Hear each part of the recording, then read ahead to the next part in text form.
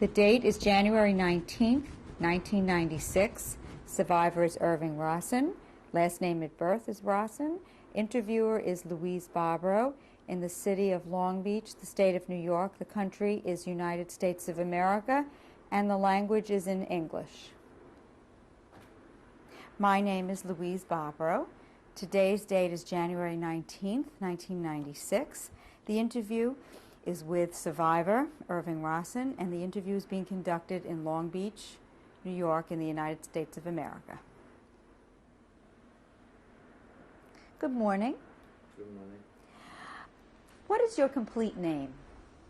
Irving Rosin, R-O-S-I-N. What was your name at birth? My name at birth was Isaac. And the same last name? Same last name, yes. Would you spell it again, please? R-O-S-I-N. Did you have any nicknames at all? Yes, they called me Izzy. What is your birth date? 6/30/22. What is your present age? How old would you be right now? 73. Where were you born? I was born in Moscow. Is this the town where you grew up? No, we moved from Moscow at the age, I believe I was 6, to Riga. So Riga is the city that you could mainly describe as you were That's growing correct. up. How would you describe it? When you were growing up, what was Riga like? Beautiful city. Riga was called the small Paris. The very old city, established in 1201. It had Swedish, German and Russian culture. It was under Swedish rule in the 13th century. Later on it was either under Russian rule or German.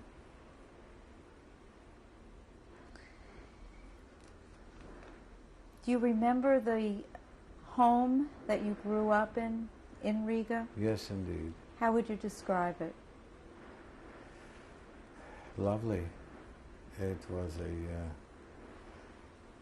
a 6-room flat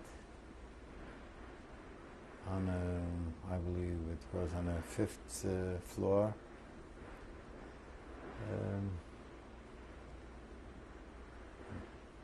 We lived quite well there. We were considered, I would say, in middle to upper class as far as our social economic group. And until, of course, the war started. Do you remember the name of the street that your house was on? Yes, the name was Avotu, A-V-O-T-U Street, 22.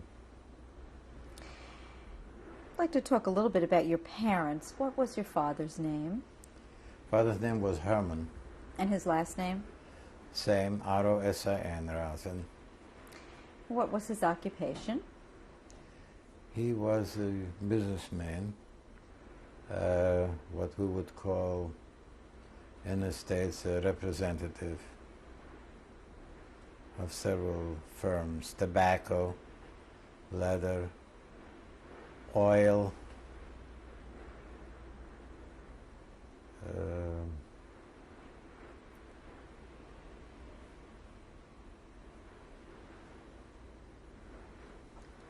Did he have a prosperous business?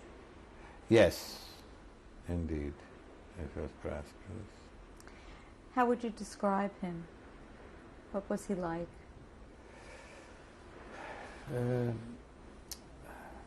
Good father, good family man, good husband, and a likable individual.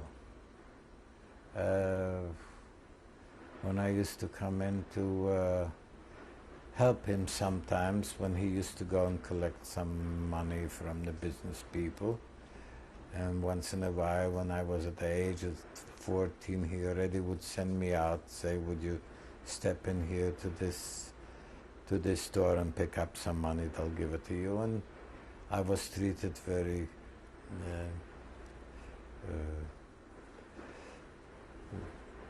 I had the feeling that my father was very much respected. And because who was I? I was only a schoolboy.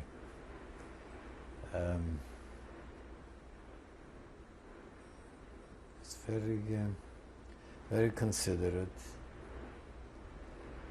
very charitable, and spoke fluently all the 3 languages, which was Russian, German, and Latvian.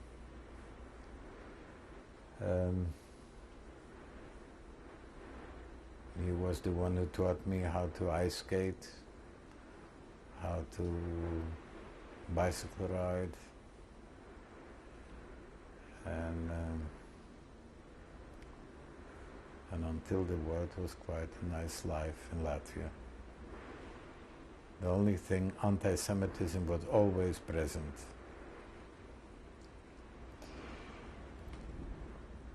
What was your mother's name? Mother's name was Eva. And her maiden name? Mill, M-I-L-L. And did she have an occupation? No, just a housewife. How would you describe your mother? A housewife who was very charitable, did a lot of charitable work, belonged to several organizations. She did actual work, not only financial support. She also played tennis, and at my sister's wedding I realized that she in her youth played the violin, which was a surprise. All the years I never knew, but at my sister's wedding it was arranged that the violinist gave her his violin and she played. And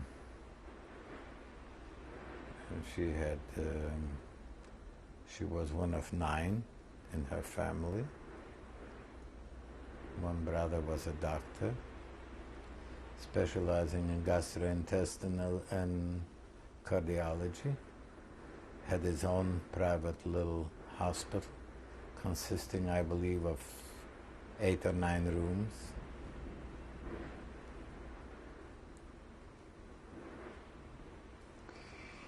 Did you have any brothers or sisters? I had one sister. What was her name? Was Jenny. And how would you describe your sister as you were growing up? Bright, good student, and very practical. Do you remember any of your grandparents? On my mother's side, I never knew them, they were dead.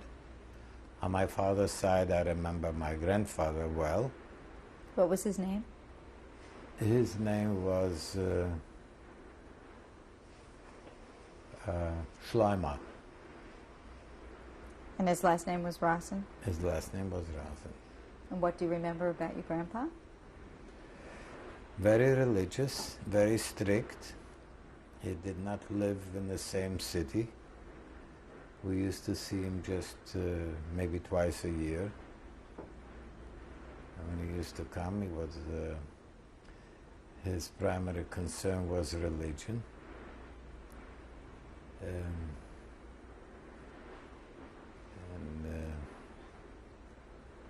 Of course, he loved us because my father was his oldest child,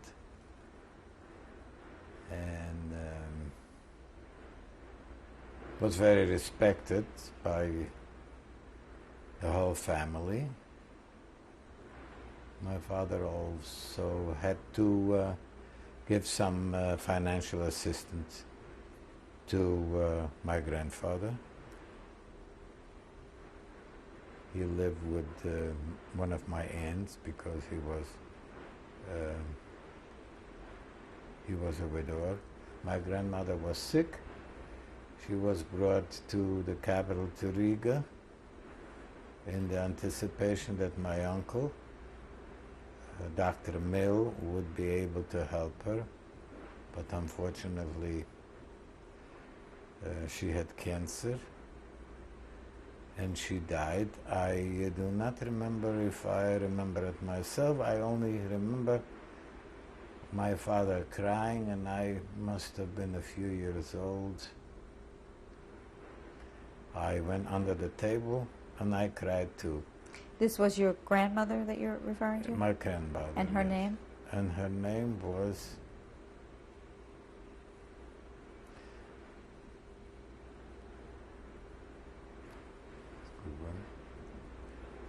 Oh, okay. How would you describe the Jewish community in Riga when you were there? What was it like? It was a very active Jewish community. We had only one branch of Judaism, which was Orthodox. But it does not necessarily mean that everybody was strictly observant. But I guess people minded their own business, and nobody asked anybody whether you go to your respective house of prayer. Were there many synagogues? There were a few, yes. And other Jewish institutions or cultural? Yes, there was a Jewish club. There were all kinds of meetings, Zionist meetings, theater was there. What would you approximate the Jewish population to be at the time that you were growing up? The entire population was about 5% of the total population, which the total population was just a little bit under 2 million. And the Jewish population was a little bit, about 100,000 in total. Can you describe how you celebrated some of the Jewish holidays in your home? For example, did you celebrate Shabbos? Yes, it was a quiet day, a resting day. And of course the holidays were more celebrated, they were more traditional. And of course, since France, the city was not so small after all, we had about 350,000 population. But it was somehow easier to get around. And I would say everybody in the city was about 15, 20 minutes away. So it was very easily to reach by either walking or public transport. We used to still have a tram. What other holidays do you remember celebrating? Jewish holidays? Well, of course, Passover was... What was that like? That was very interesting. We used to have guests on Passover. Of course, Grandpa would come to visit us. A few other relatives, cousins, aunts and uncles.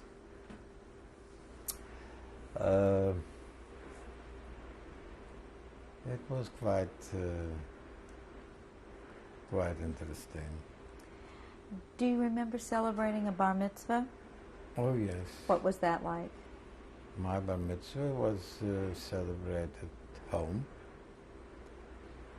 There were about 80 people. And I did practically the same thing boys would do here. Be in a synagogue, I would be called to the Torah, and home I would give a speech to my parents and guests, thanking them for attending, thanking my parents for bringing me up, and giving me all the good things in life, putting me on a right track, and whatever other holidays celebrated, like Rosh Hashanah, the New Year, which is, of course, a very solemn holiday, but we always used to have some people in our home. Soldiers who couldn't go on furlough and go home, who were not from the town of Riga, they were invited to celebrate with us.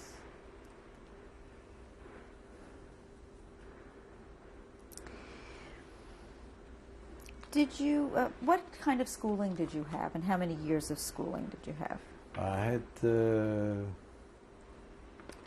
total of grammar school and high school, which our high school included 1 year. It was equivalent to 1 year college here. This was public school? Public school and what we used to call gymnasium.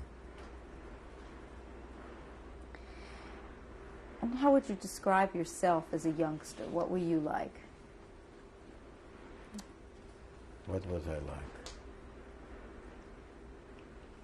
Shy, outgoing, studious? How would you? Average student.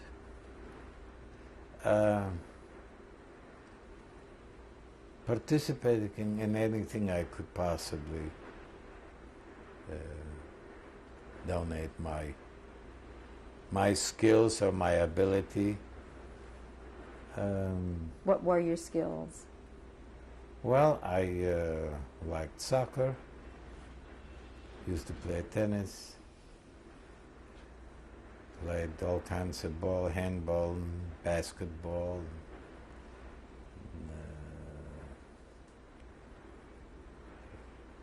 bicycle riding. Did you have any dreams or ambitions of the future as a youngster? Well, I dreamed to visit the States. Not to live in a state, but visit, because I had an uncle here. And my father promised me, as soon as I get myself a bit established, he will... but of course the war started just about when I came out from military service.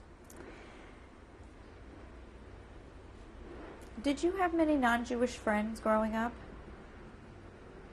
Yes, a few. What were the relationships like?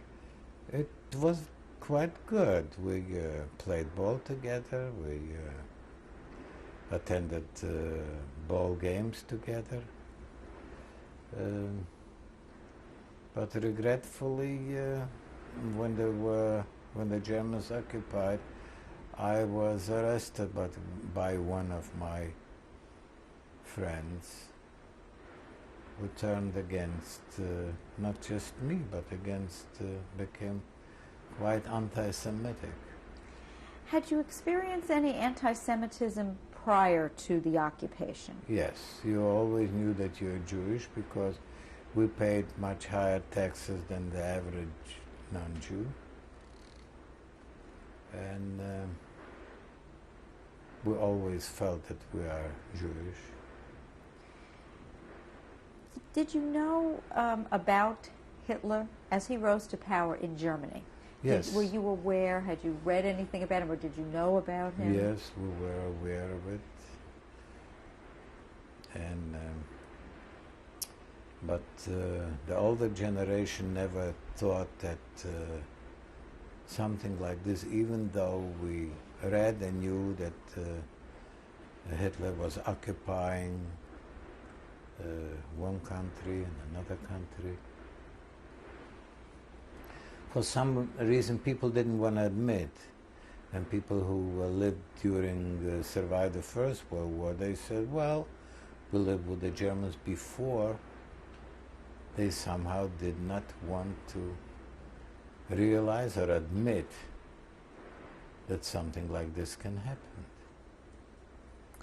You mentioned earlier that you were in the military. Yes. When was that, approximately? It was, I went in as a volunteer in 1938. What army? Latvian Army. Where were you sent? Latvian National Army. I stayed in Riga. Because of having connections, I served in Riga. And I also didn't want to serve on Saturdays.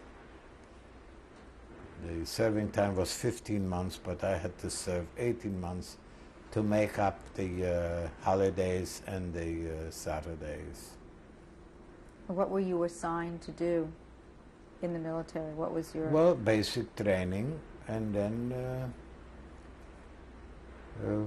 whatever had to be done in peacetime, whatever the army did in peacetime.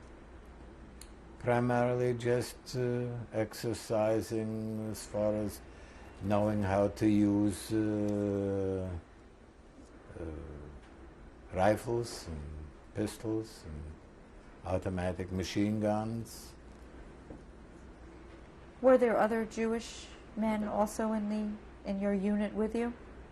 Yes, I and another one, we graduate as corporals.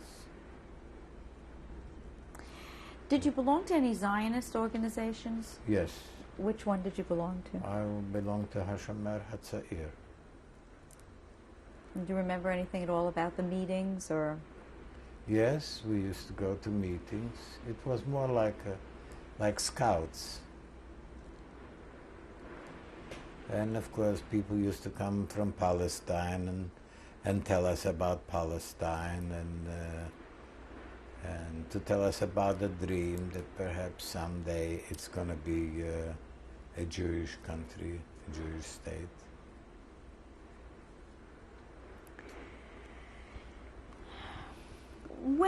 Who occupied your town first and when? The Russians came in 1939. They only occupied the certain parts of the country where you had the ships coming in, like Liepāja and around the Baltic Sea. And in 1940, they came in to occupy us. Who was they? The Russians? The Russians. June 17, 1940. Do you remember the day that they came in? Yes. What do you remember about it? I remember that I was visiting my grandfather in another town in Liepāja, in Latvian, Libau, in German.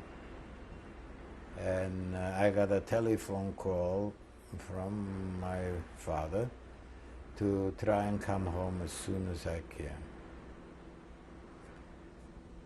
And when I came into town, it was already, I was told that I must go straight home. And there was still the National Guard, the Latvian National Guard. But it shortly came to a halt, and it was taken over totally by the Russian army. How would you describe your life and how it was affected living under Russian rule? What was that like? Well, everything was nationalized. In other words, private property slowly ceased to exist. Businesses were nationalized.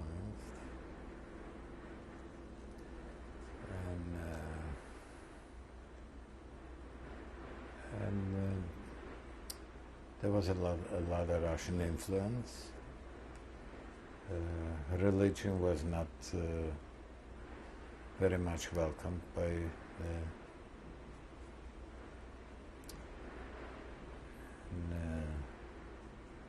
labor had big influence.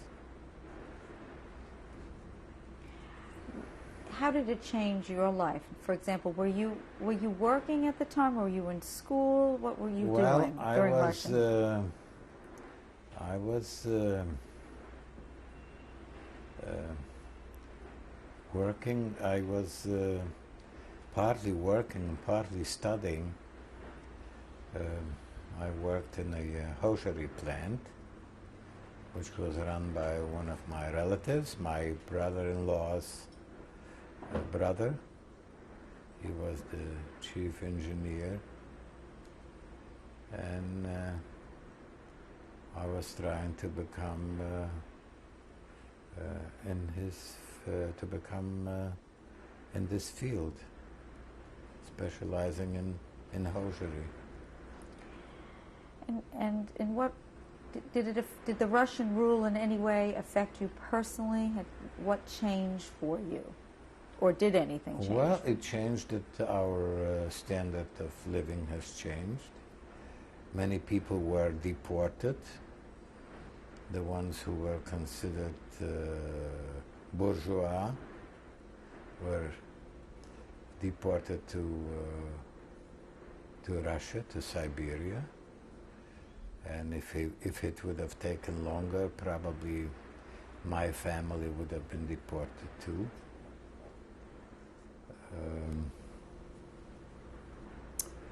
But it didn't last too long, because they came in 1940 in June, as I mentioned before, and the war started in 1941, June 22nd. And on July 1st, the Germans came in. What do you remember about the day that the Germans came in? A horrible day. Tell me about it. A day which they came in, and the Russian army was retreating. And it was a terrible state. They were in a rush to retreat. Some were retreating hardly dressed, with perhaps one shoe off.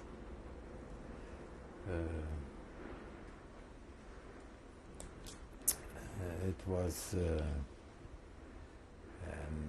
the Latvian, we had a very strong 5th column, which was shooting at the Russian retreating army. And it was, they were shooting through the windows.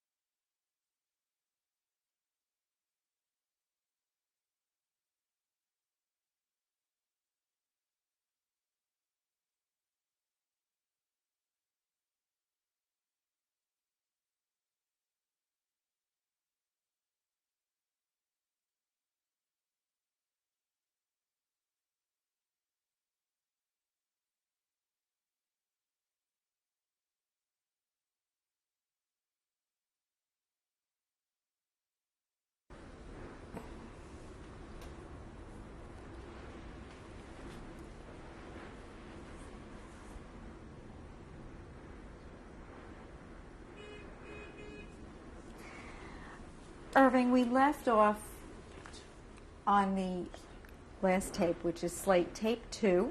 Survivor is Irving Rosin, and the date is January 19th, 1996. Mm-hmm. Irving, we left off on the last tape talking about the occupation of Riga by the Germans and what you remember of that day. Any other? remembrances of that day when they marched in? When they marched in? Well,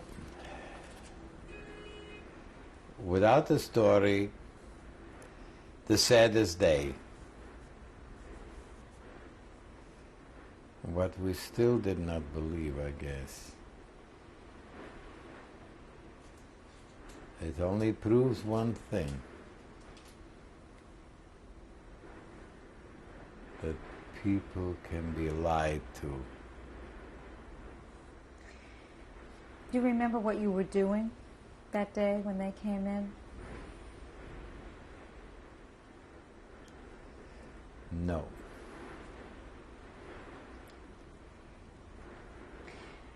How did your life change after the Germans occupied?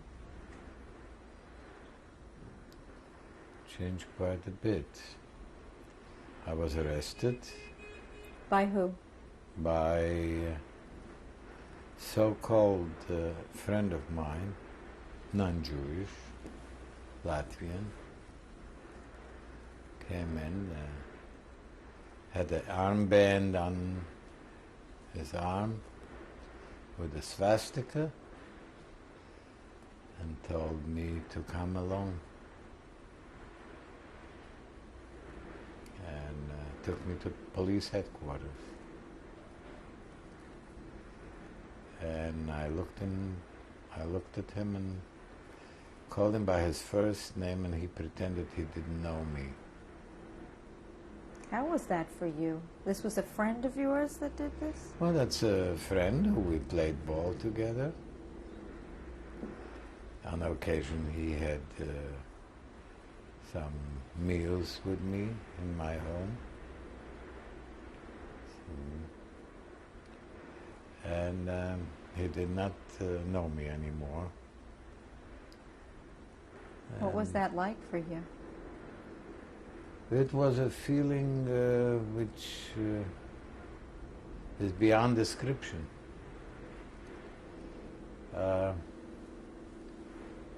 Asked me to come with and took me to the police station, where I found many other people.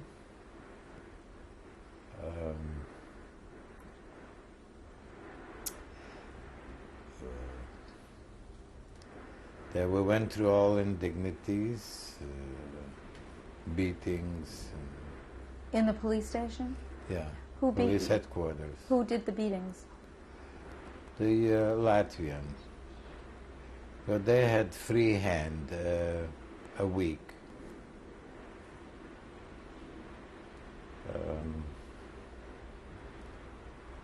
And in a few days they started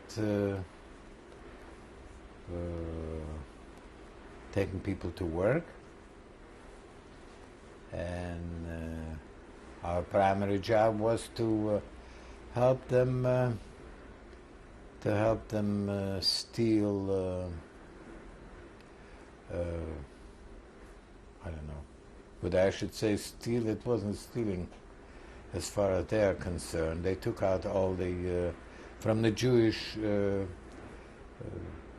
apartments and homes. They took out all the furniture and everything, and we were supposed to do the work under their supervision.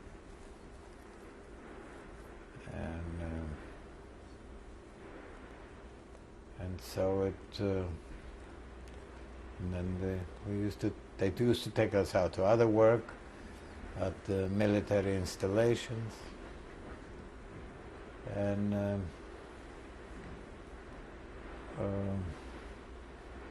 eventually we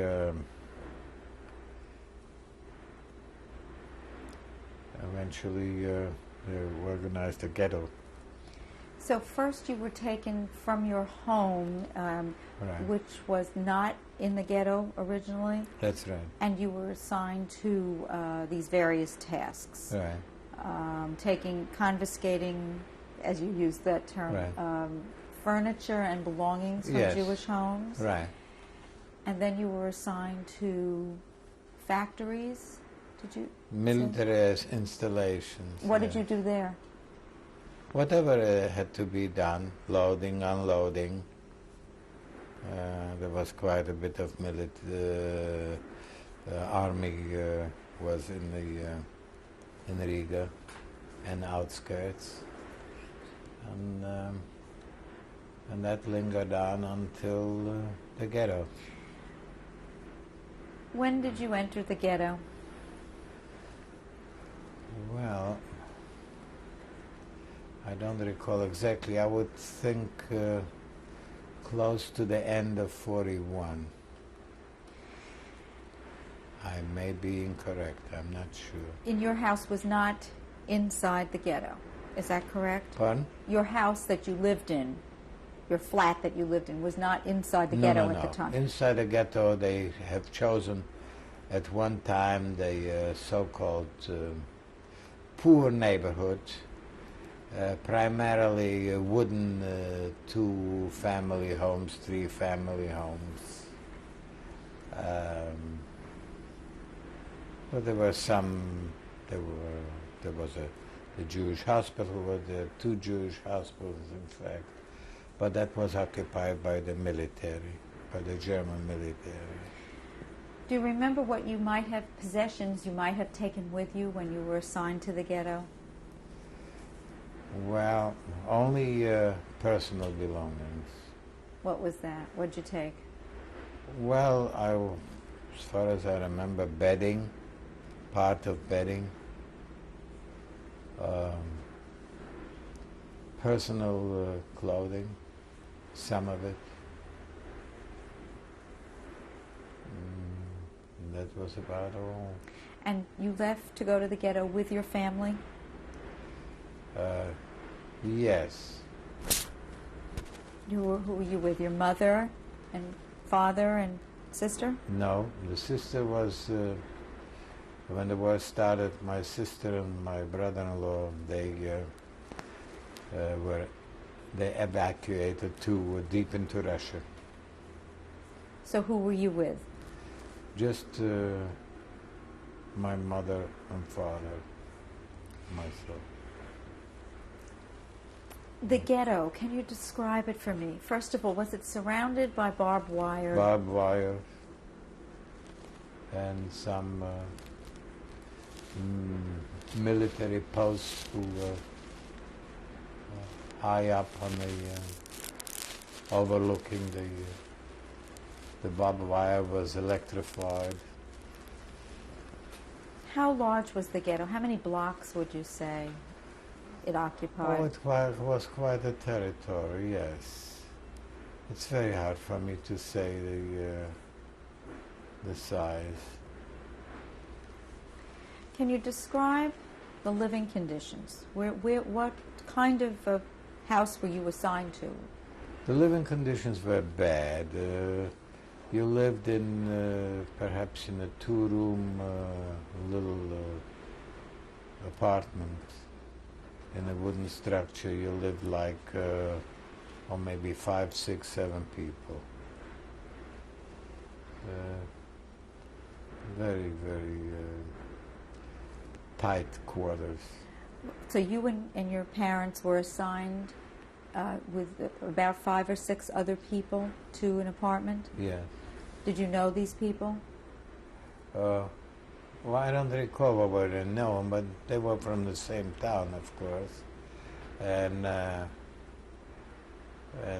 we tried to somehow to live together with some people. Who were guarding the gates or of the ghetto? Who were the guards? That was the Latvians and the Germans. You remember any guard in particular that stands out in your mind? Not really, no. Can you tell me the daily life in the ghetto? What did you do when you were inside the ghetto? Oh, we used to, they organized the Jewish police. I was not in the Jewish police. Eventually, the Jewish police was done away with. Did you know anybody that was in the Jewish police Oh yes, personally? yeah, my very dear friends were in the police. What? Remember his name? Yes, Benjamin Gutkin. And what was his assignment as a? Well, they were helping they were doing the dirty work for the Germans, and they were helping, but they had not much of authority or power.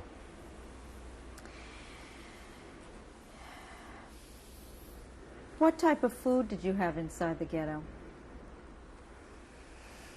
What type of food? Wow. Whatever we could get hold of. Until the ghetto was open, before it was closed, our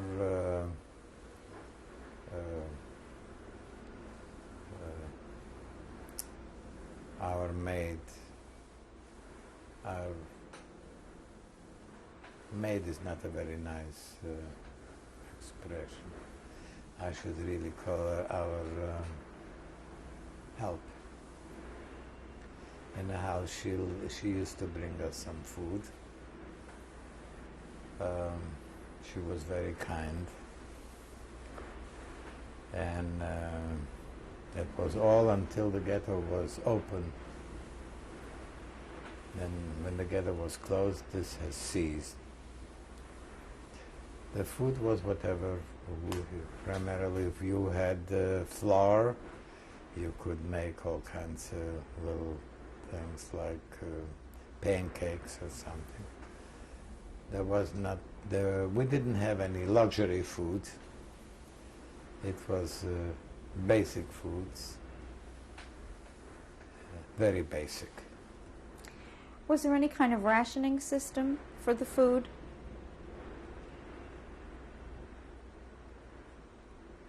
Yes. Very a certain amount of bread.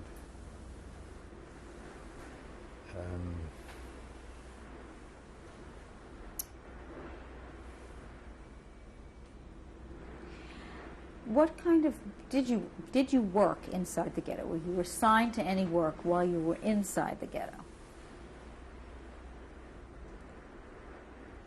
Well, some of us worked in the ghetto cleaning up.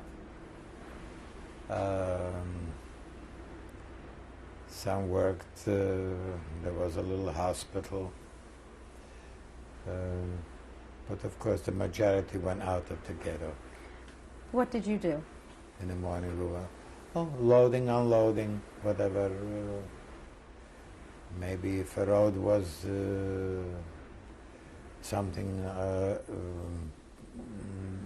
most streets had cobblestones. So if something was wrong, they would take us out to do the roads. And your mother and father remained inside the ghetto? Well, yeah, my mother only remained until they used to, we had 2 auctions, which means in German it would be Aktion, and they would take out women, children primarily, and take them to the nearest forest and shoot them down. And there were 2 big ones, which 32,000 women and children primarily. Amongst them were probably a certain amount of men too, and they were shot down. There were big graves dug, and some wooden planks across the big graves, and machine guns were from different directions. They were supposed to get undressed. The winters in Latvia were very severe, 15, 20 below zero. They had to get undressed and walk across the planks. while they were shooting them down. And they were just falling into the mass graves. So how did it happen one day that you just came home and your mother was no longer there, or? No, they were told that they're going to be taken to a different camp, to a different labor camp. They had all to come and take only the necessities, X amount of pounds. So we were naive, thinking that it's really true. And a man could voluntarily come along, but they would encourage us not to go along, that we're going to stay here and work and whatever. I don't know what it was exactly, what we were told, that either we were going to join our mothers and children or whatever. So you and your father remained? We remained, yes. And then when they got rid of our children and women, then they brought in people from Germany. They brought refugees in from Germany? Yeah, they brought people in. They thought they are coming into paradise, I guess. And they have occupied the spaces where, instead of our families, they occupy the spaces. And eventually they made up a separate ghetto for the Germans, because they were still families and we were primarily men. So there was one ghetto for our men, and then a German ghetto where there were still families together. Did you witness any punishments inside the ghetto? Yes. What did you see? Oh, there were shootings every day. Shootings, hangings. And you saw this? Yes, of course. Were you punished at all inside the ghetto for anything? Oh, sure. When you would bring in something from outside, from your working place, you would bring in maybe a couple of potatoes or a piece of bread. They would search you, and whatever you had, they would take you away and give you a good beating. Some would even, they would ask you if you had something, and if you would lie, they would just shoot you. Did you ever get caught bringing in anything? No. I was fortunate enough, I was very able and capable to fight hunger. How did you do that? I probably did not require as much food. I could really live on a bare minimum. Did you have friends with you inside the ghetto? Yes, there were a few who I knew. Did you meet at all? Do you remember any conversations or meetings that you might have had with your friends, what you might have talked about while you were inside the ghetto? Yes, we were dreaming of maybe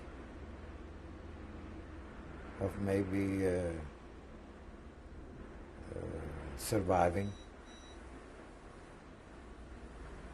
We were still, there was still a little bit cultured work too down. There was still singing. There was still, some used to pray.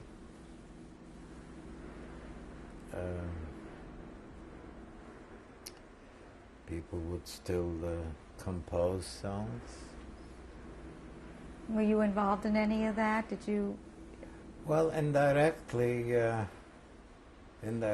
I was involved because I was a music lover, and I knew these people who were singing. It were two brothers and a sister. Their name was Gottlieb. They were with beautiful voices. I think they are still alive. One is in Canada, one is in Florida, and the sister is married, and I believe, as far as I know, she's still alive. Could be in Florida. I'm still trying to get all the songs together and perhaps put them together. There are so many ghetto songs and camp songs. Do you remember one that you could recite now? A ghetto song that you might have sung with them? Yes, but they will be in Yiddish. That's okay. If you can recite one, that would be fine. Well, there was one. Nicht stocken heim kein Kind, es ist mir wehen Wind. That was one lyric. How would you translate that? That would be, there is no home, no child. It is awfully painful. The lyrics goes on, but I don't know. So you would gather together as a group and compose and sing these songs? Sometimes. And they would sometimes sing because we had to what we call appel in the morning. We had to be like a calling roll. Everybody would have to stand up until you are counted. Inside the ghetto? Yes. That would be rain or shine. And if the SS man would pass by and didn't like your face, he would just take out a pistol and eliminate you. Or if he would see that you're very weak and you cannot stand up, one bullet. But later on they would say to us that a bullet is too expensive to waste on you. We would rather finish you up physically and psychologically. Because the bullet, they would say, we need the bullet for the Russians on the front. Was there a hospital or any medical facility inside the ghetto? There was, but everybody was very fearful to go there, because if you go there, chances are you would never see your barrack again. Was there any active resistance inside the ghetto, and were you involved in it in any way? There was active resistance in the ghetto, and because of this, the entire Jewish police, which I don't know how many men, 20 or perhaps more, were all eliminated, shot, because they found out that they were instrumental of trying to perhaps organize something big. So your friend that was in the Jewish police, was he executed? He happened not to be executed because he resigned before, just very shortly before.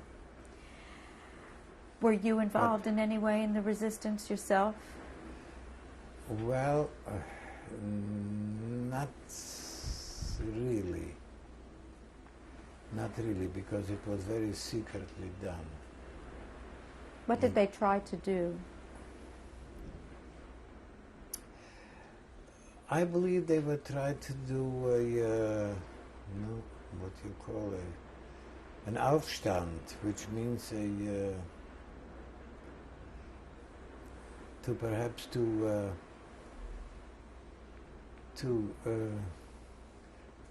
do something to give a possibility for the ghetto to be dismantled, which was in a way silly, looking back, ridiculous, because you couldn't fight a military like the Germans. Do you remember the name of any Nazi commandant? Oh yeah, Krause. He was the commandant in Riga ghetto, Kaiserwald. He was a commandant in the ghetto and in Kaiserwald. Did you ever see him personally? Yes. How would you describe him? Looked very intelligent. I also seen him to come out. That was in Kaiserwald in the concentration camp.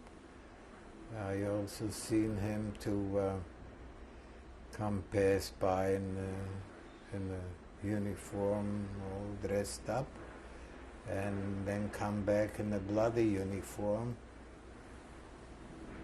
Come back. In other words, he has done a lot of shooting. I don't know how come the blood was there. And then come over to a little child and take out a candy and give a candy to a little child. And this was very hard for me to explain how a human brain, how a human mind works.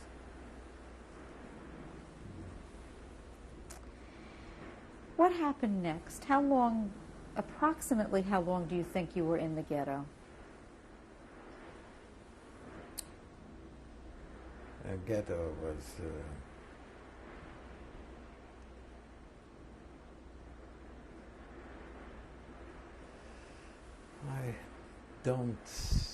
I cannot have the dates for you, I'm sorry. Do you think it was a few weeks, a few months that you remained there, a year? Do you have any idea? Could be a few months, could be longer. So what happened to you what were the circumstances that you left the ghetto?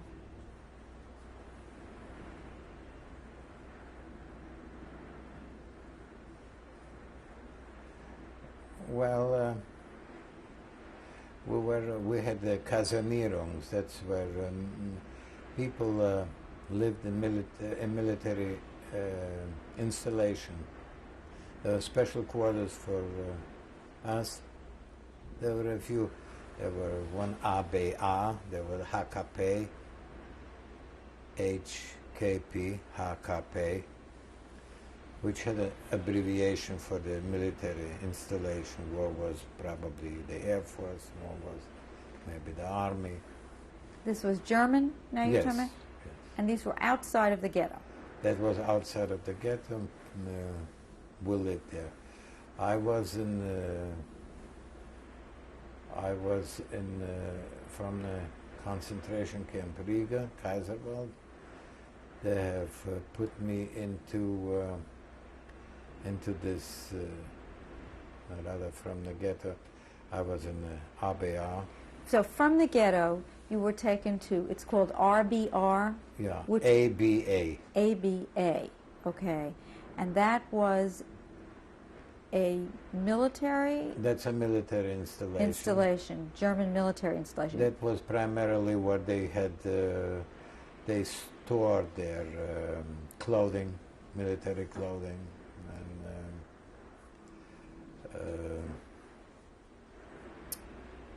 and some other items, and we used to work there. And it was relatively good to compare.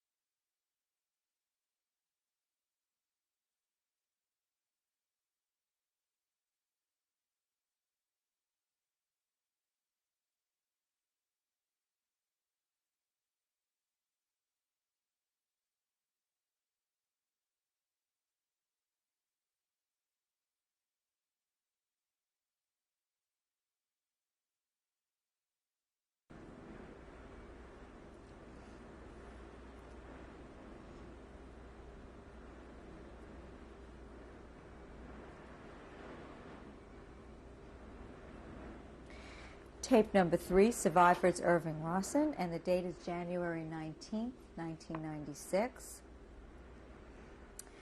Irving, we left off on the last tape with you telling us that you left the ghetto and you were taken to a military installation. Is this correct? ABA? Was that the name of it? Yes. Can you describe the conditions of this next place that you were at? Well, it depends what we want to compare it with. It was relatively better Than the ghetto. than the ghetto. Why? Because the food was a bit better. The conditions were a little bit better. Some of the SS were more relaxed, I found. They were not as abusive. But unfortunately, it didn't last too long for me. How long were you there? We were there, I don't recall. I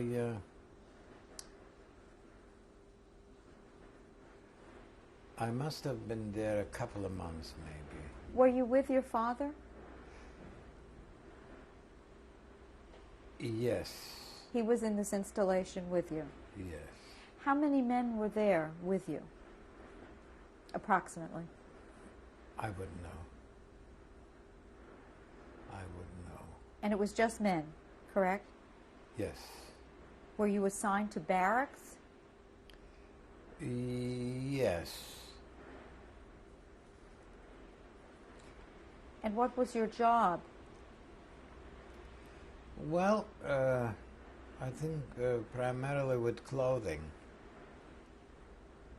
With clothing, they used to get some clothing from the dead bodies, and it used to be, we used to have to assort it. And I believe they had also a big laundry there.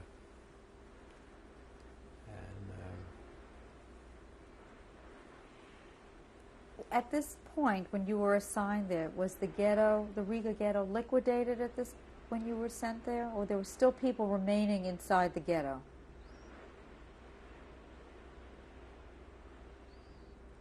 I believe the ghetto was liquidated. And do you remember who was the guard or who was in charge of this camp, of the military installation? No. Who was it run by? SS? It was run by, I believe it was run by the Wehrmacht. But of course the SS was always in charge of the Wehrmacht. So can you describe all the conditions of this installation? I wasn't too long there.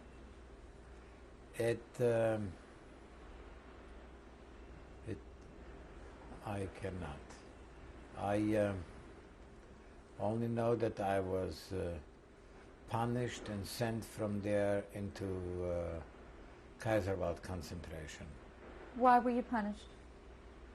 Because when we had a German Jewish nurse who was coming along with us when we used to go to work, and somehow she was always walking next to me in a march. We were working like 3 or 4 in a row, and we used to talk, which was not against regulation.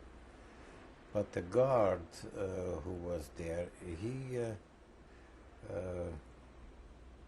he liked this nurse, and apparently was probably jealous that she was talking to me.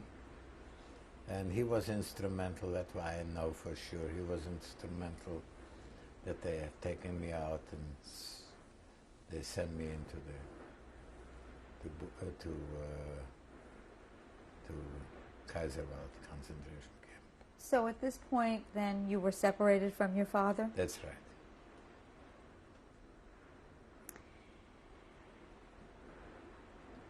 The next place you went to then was Kaiserwald? Yes. What was Kaiserwald? Kaiserwald was a real good concentration camp. Where was it? In Kaiserwald, which is the outskirts of Riga. Beautiful area. Can you describe Kaiserwald for me? Well, they have taken a place and they have gotten rid of the beautiful trees and they built barracks. And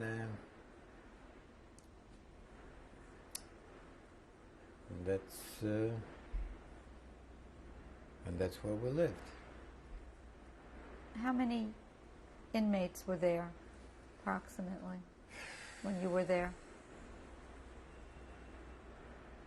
Several thousand. Was it mainly men or was it women? Men. Can you describe the conditions inside the barracks? There were I don't know, 2 stories, I think. 2 stories of beds.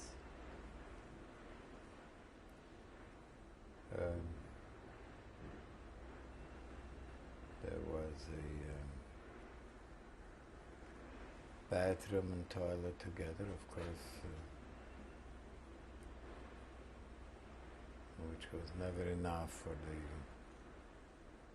for the population in each barrack.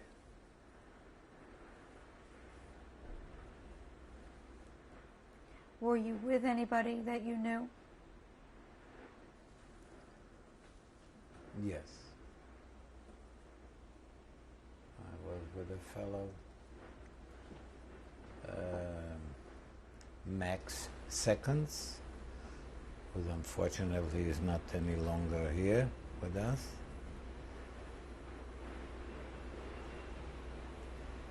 And Smitskovitz, Chaim Smitskovitz. Well, these were your friends. Yes, he still lives in Israel. What type of work were you assigned to in Kaiserwald?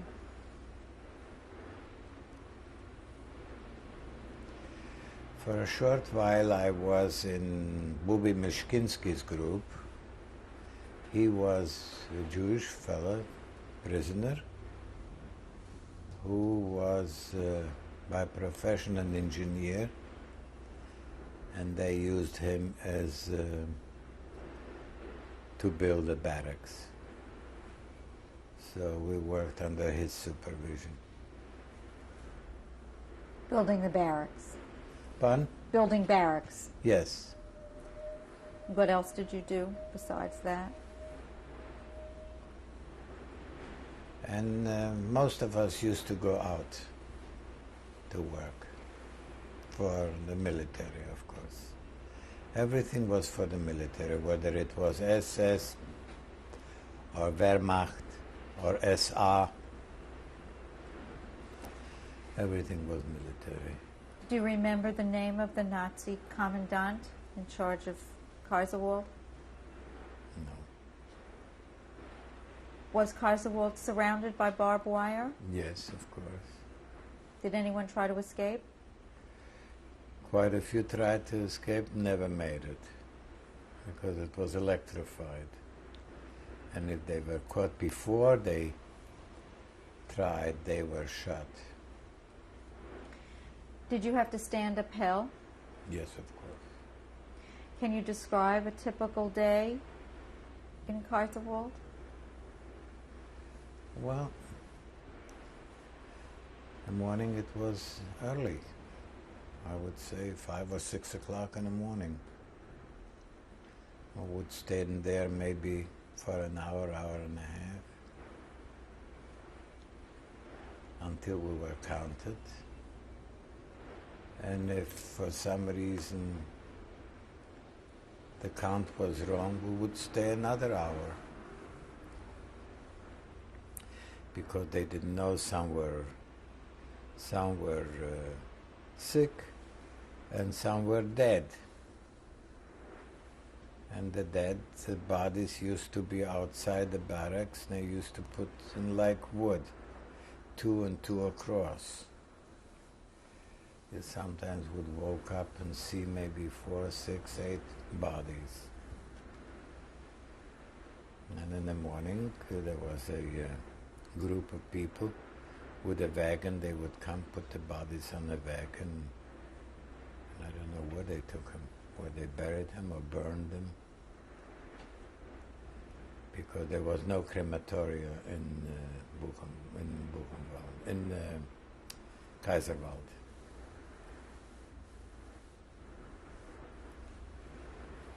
And what did you do the rest after the roll call? What were you doing the rest of the day? Out to work. Out to work someplace, wherever they needed us. What time did you come back? By 4 or 5 o'clock. Were you given food? Well, we were standing for getting a little bit of soup and or maybe a potato. Were you given uniforms to wear? Yes, we had blue and white uniforms, caps. And any numbers? Yes. In Kaiserwald? Yes. 83, 102. In Kaiserwald, that was your number? Right. Were you punished at all? I think, I don't know, I had 2 numbers, and one was 11731.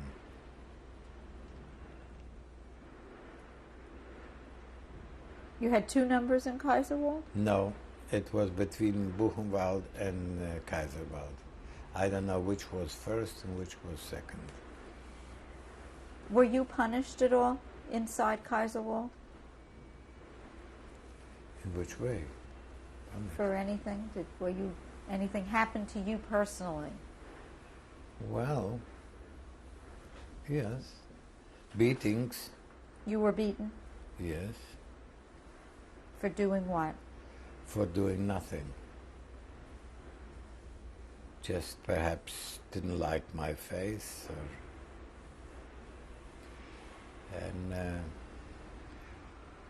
once I caused it myself. I said to the SS men, "You have taken everything away from us, but you cannot take away our mood." Our mood means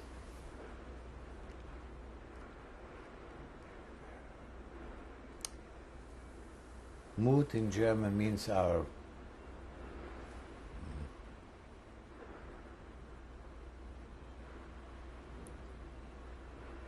I said to him, "Ihr habt uns alles genommen, but den Mut könnt ihr uns nicht nehmen. You have taken everything away, but our courage." And for this I got a nice blow, but I was lucky. He could have just as well shoot me. And later on, a couple of days later, I realized that I've said something which was not very, to say the least, very clever on my part. But I came to the conclusion, because life was so insignificant, so unimportant, because you didn't know what happened, because I felt that it really doesn't matter what happens to me. Were there other nationalities with you in Kaiserwald? Yes. Where were some of the people? They were political, what they call politische Häftlinge. There were Poles, there were also German.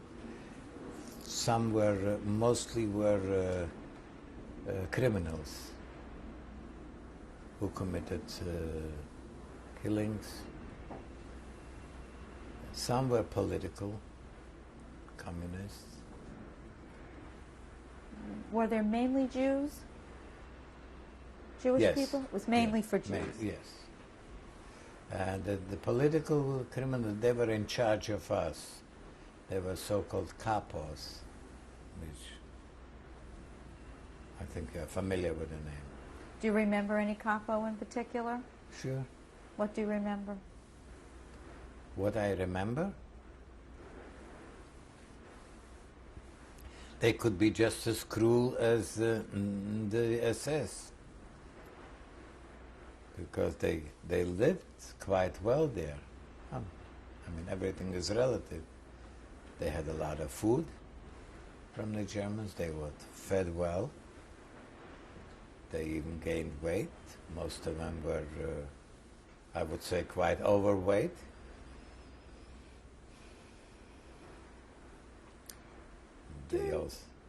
They also had the use of Jewish women, as far as I don't know whether it was, you can call it love,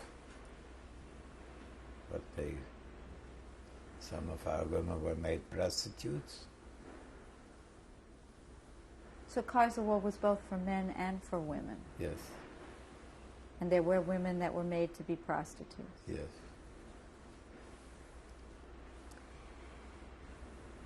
What kind of conversations went on between the inmates? What did you talk about?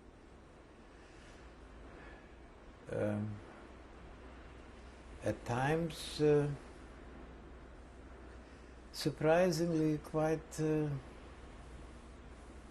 Well, of course, everybody was interested in knowing how the war went, and some people who worked on where the German officers lived, they had the chance to listen to the radio secretly, and they would come and tell us the news, how what is going on the front lines, especially when the Germans started to be defeated by the Russians.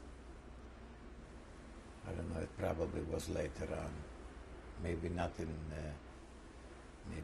the beginning. Were you with any famous personalities in Kaiserwald?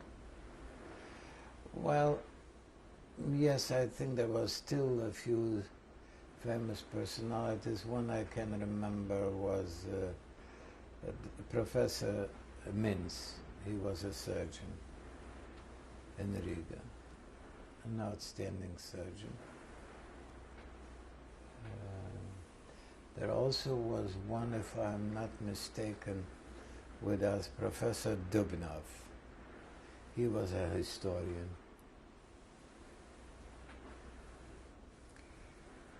Were you ever sick inside Kaiserwald yourself? If I was ever sick? Well, I would probably say all the time sick, whether it was a physical sickness or emotional sickness.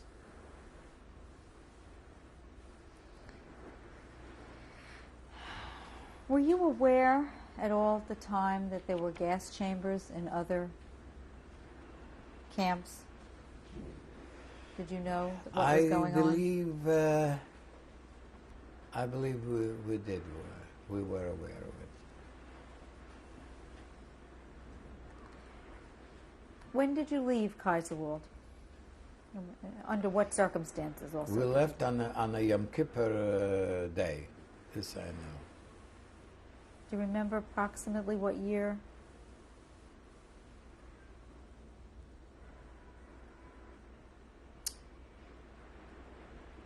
No, I'd rather not say it. I don't remember. Can you approximate how long you might have been in Kaiserwald? Was it weeks, months? Oh, months. What time of the year it was that you left? Was it cold or warm? It was, well, Yom Kippur is usually September, October. Well, by us it wasn't already on the cool side. And where were you taken? To Stutthof, Danzig. How were you taken to Stutthof? By boat. By boat? By boat. What was that ride like?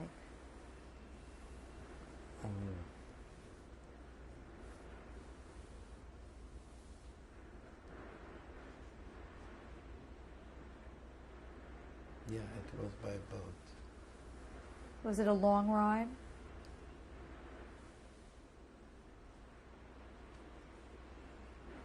Were you with many people? Yes. What do you remember about Stutthof? Stutthof, it was only it's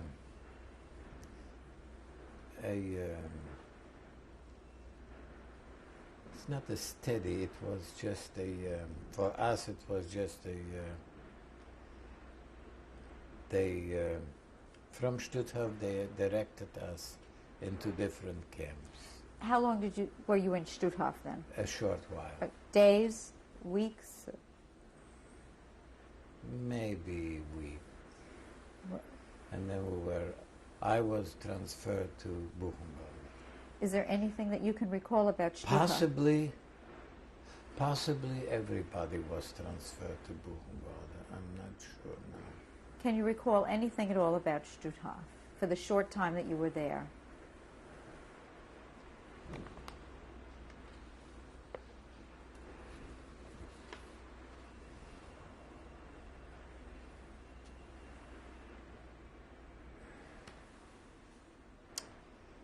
No.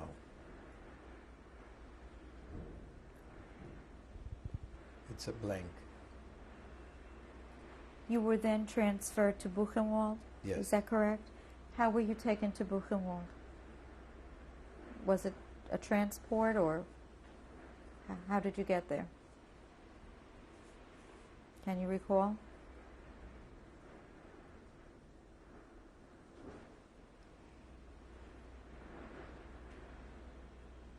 No. What can you remember about Buchenwald? Terrible, tremendous big. Big?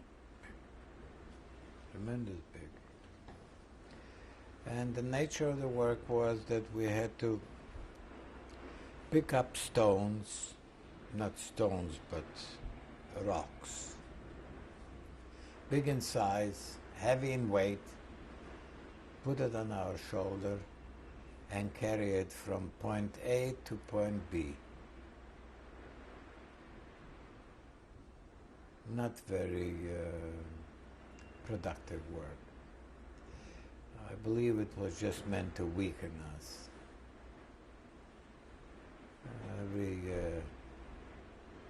Every piece you would pick up would weigh at least 20, 30 pounds, which was quite heavy for us because we were already quite weak. Were you with anybody that you knew in Buchenwald? Yeah, quite a few people. Was it with the same people that were in Kaiserwald with you? Yes. And how was your physical condition at this point from lifting these stones? Well, it's very hard to describe how people function. Who functioned, I don't know. Not too good physically, not too good psychologically. Were you fed in Buchenwald? Fed? Any food? It's not any probably better than Stutthof or Kaiserwald Riga.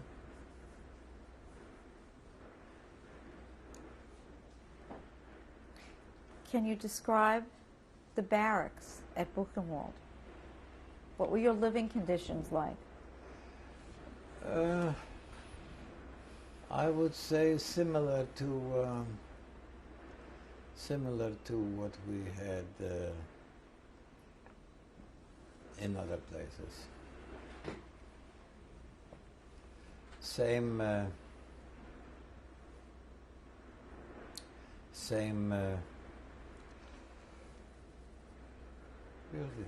style. in the same style. So your job the whole day was to move these stones back and Yes. forth.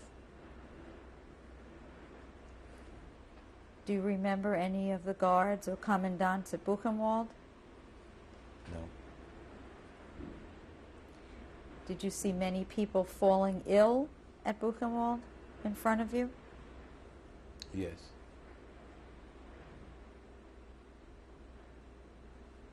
Did you get sick yourself in Buchenwald?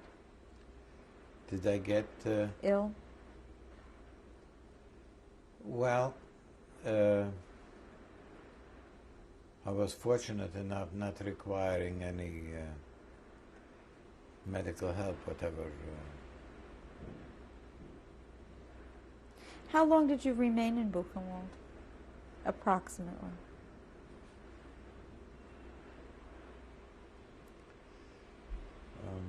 Was it weeks or months or Month. a month about? Month. A month. More than a month. Did you receive any punishment while you were there? No, there we had a very interesting and very welcome episode. They bombed us. Who's they? The English or the American, by mistake. They wanted to hit the,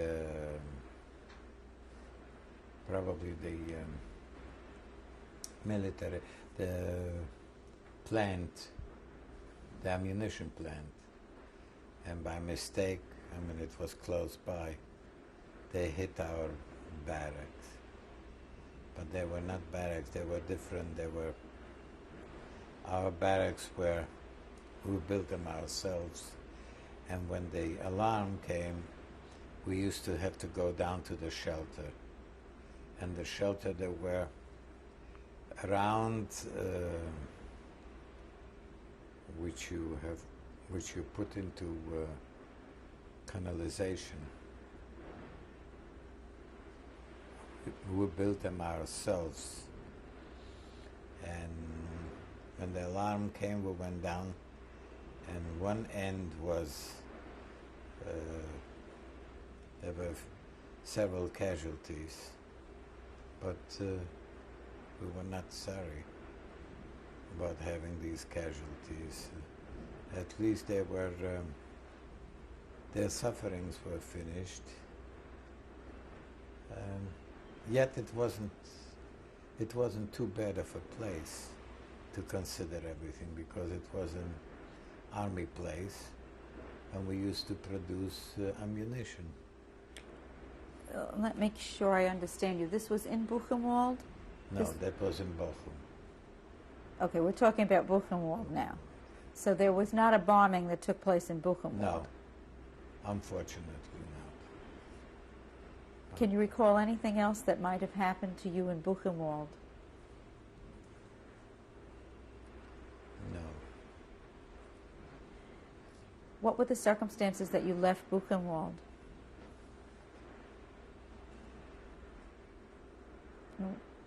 Where were you taken? To Bochum. What is Bochum? Bochum was a labor camp. And where was Bochum? Bochum was in, I think it's called Westfalen in German. That's a part, it's bordering with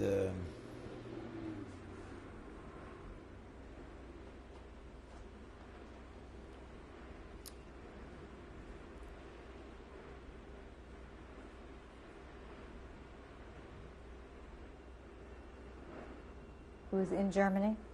it was in Germany. Near Buchenwald? It was, no, it was away from Buchenwald. It was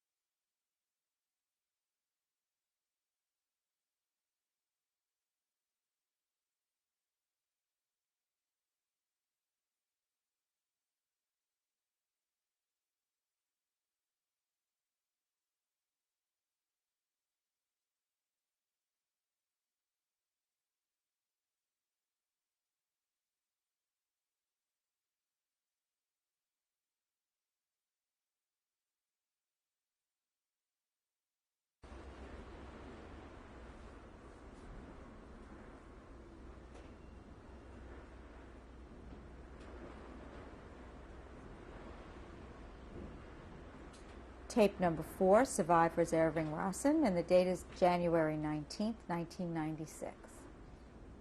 Irving, the last tape we ended with talking about the camp Bochum.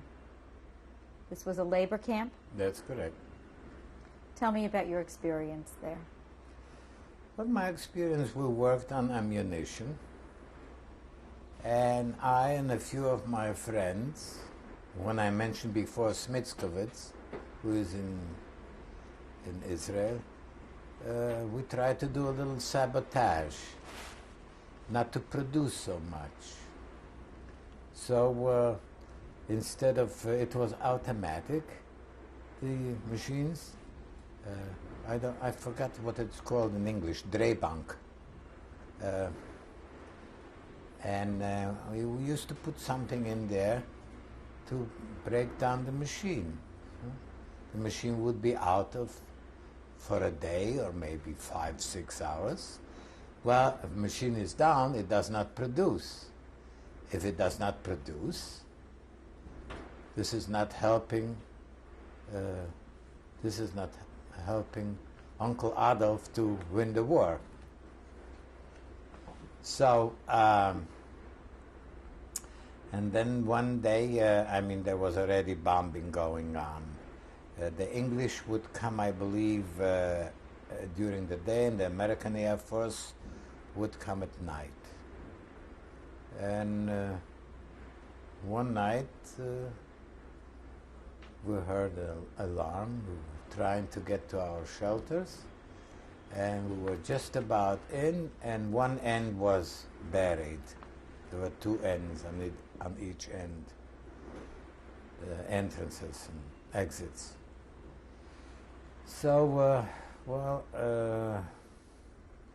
a few people escaped.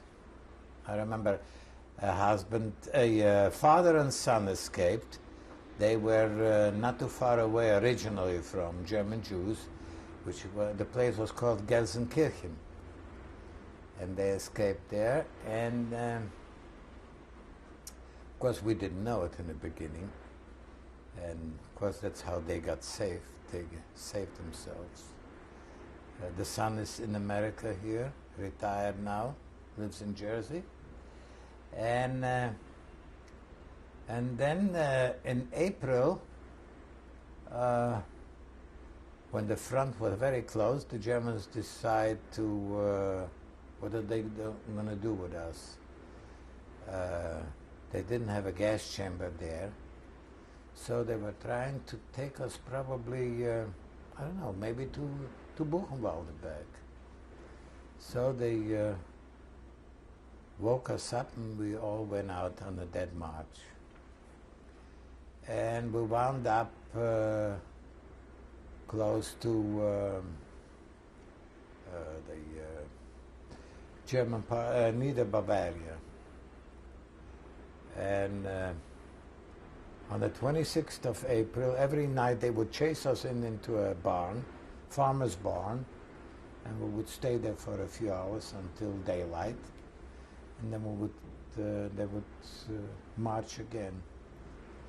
On the 26th, I decided I couldn't walk anymore, and I buried myself very deep in the hay. And I heard them shouting, "Everybody out to appel." They had to count us. There were a few people short, but they were in a hurry to go. We already heard some shooting. So they left, and they came in. Then came a few SS. A young man came in with some dogs and with big forks, and they tried to see if anybody's in the hay. And I felt that the fork was almost close to my head. But they were in a hurry, and they left. So I was there, and when they left, we stayed there during the day. Thank God that the farmer didn't come in, and during the night we went down looking for something to eat. We found some corn there, and a potato, And on the 28th, I've forgotten now what day it was. On the 28th of April, early in the morning, we hear tremendous noise from upstairs. There was a little window, and I look down and I see some tanks are coming in. There was American Medicorps came in. So that's the way I was liberated. So you were liberated by the Americans. That's Patton's Army, Third Army. What was that like for you, seeing the Americans? It was strange. It was to say that happy, we didn't even know how to express happiness. You were so miserable, you were so down to, made to nothing, that you didn't even know what it means. At any rate, we went out. I don't know what happened next.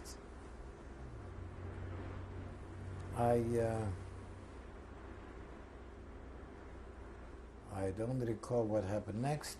The only thing I know that I got very sick, and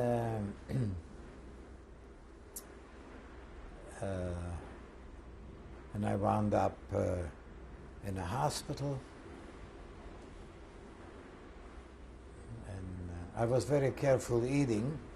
That was my luck, because there were quite a few people died right after the liberation, because they started to eat. Americans supplied so much food.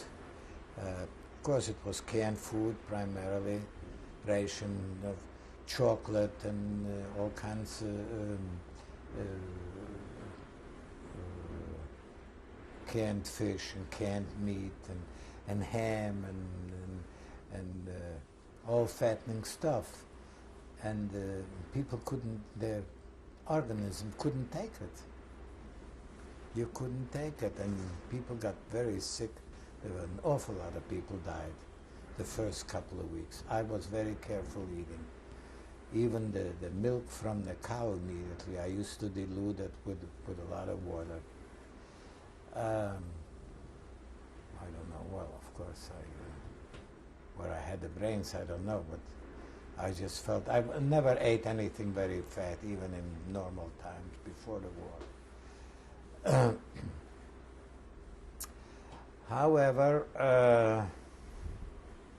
it became a normal life. I wound up being in a small town, Mallersdorf, a little village, population 800. There was a cloister. And a cloister? Yes, it was up on a hill. Nuns, and I lived in a house where the husband was in a POW in an English-American camp in North Africa, and this woman was there with 3 or 4 children, and the military government came and said, "This is your room, you can live here." The lady was very fearful of me. This was a German lady? Yes, a German lady. She was very fearful. She never saw a Jewish man. She thought perhaps I had horns or something. And she openly told me she never saw a Jew, and she was told that Jewish people are different. They're not exactly human beings, and she didn't know. She belonged to Hitler Youth organization. She admitted it to me. Not that I questioned it, but I said that I don't need a big room. I wanted a small room. And she was very kind to me. She realized that I'm just another human being with feelings, with compassion. I was very sympathetic to her, knowing that here's a woman with 3 or 4 children. She even gave me she realized that I needed food and the rations I got was insufficient. So she used to take away some margarine from one of the two kids and give it to me, which of course in the long term I appreciated. And when I came to the States, and from my first and second pay, which was $28 a week, I've sent her some packages. I felt that she's entitled to some recognition, and I actually lived there until I left for the States. I lived there from 46, I believe, till 47, till I left for America. When you were liberated, what weight were you down to? I was down to about below like 90, 89, 90. Pounds? Yeah. And you said you got very sick. What were you sick with? European pound, which is a little more than American pound. American pound is less than 500 grams, isn't it? 450 something. And a European pound is 500 grams. So. You mentioned that you became very sick. What were you sick with? Well, I probably had dysentery, which is also known as a chronic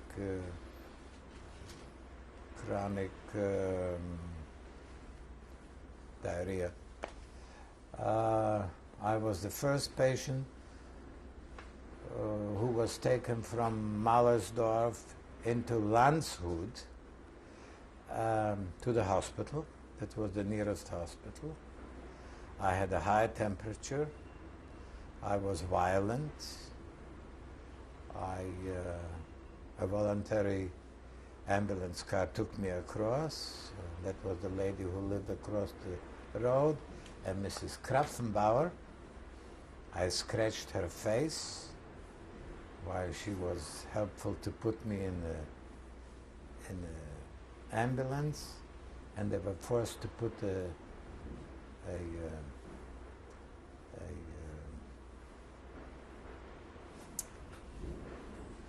they were forced to restrain me and put what is it called, a straight jacket on me. And so they got me there. I don't remember how long I stayed there. But I remember that I was as good as dead, because they took me on a stretcher down to the cellar. And I don't know how long I was there. I was trying to tell them that I want to live and I'm alive. And they finally brought me up to a room, but they couldn't keep me there, and they had to put me in solitary confinement, which is a room, had nothing there but a toilet, a sink, which was everything nailed, and a bed which was nailed to the ground.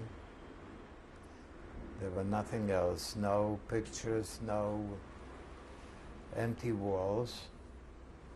And of course, the windows were secured.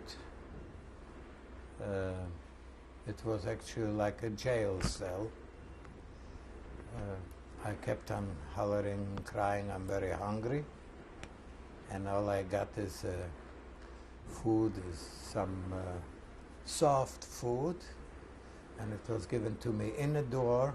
There was a window, which when they opened up, it became a platform, and the aluminum dish with the food, and only a spoon was there, no knife or fork. Apparently they feel that perhaps I can either hurt somebody who would come in, or hurt myself. So I was there and don't recall how long I was there. Who was this run by, this hospital that you were in? Was it American run or German run? Well, it was a German hospital, but I would probably think that it was under American supervision, military supervision. And then finally I remember asking, I probably touched my face and realized that I have a beard. I asked for some shaving equipment, and they decided to bring into my room to give me some shaving cream and some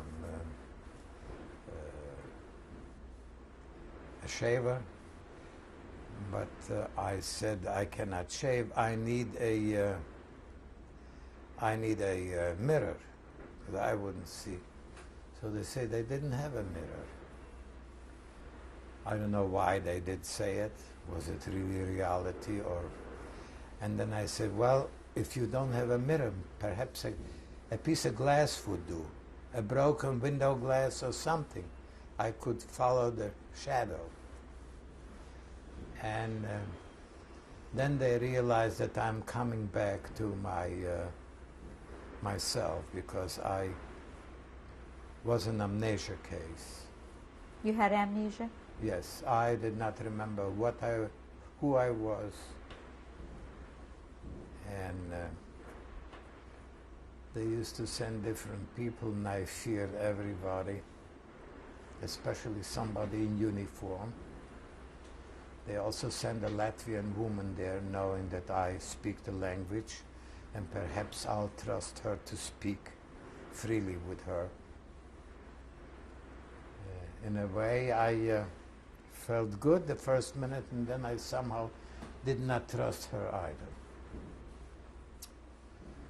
So then when I finally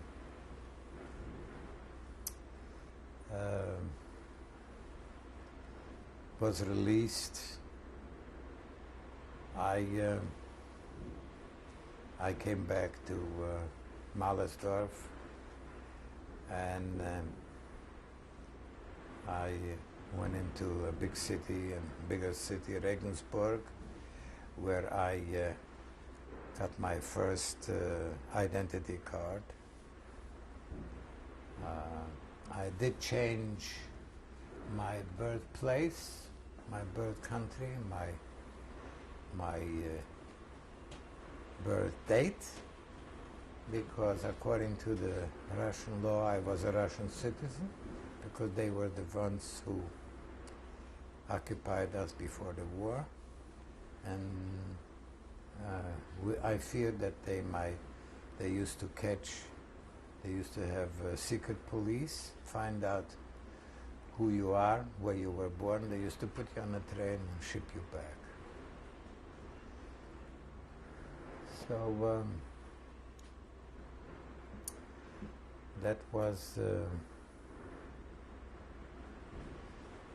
then I looked the first thing what we did out in Mallersdorf. There was another little village, Pfaffenberg. We got together. There were also a few people who survived. The first one we wanted to establish a little house of prayer, and we built the so-called little synagogue, which was done all with our own hands.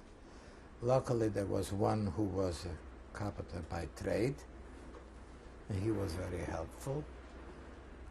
Then I don't recall how, but we got a Torah, because a synagogue requires a Torah.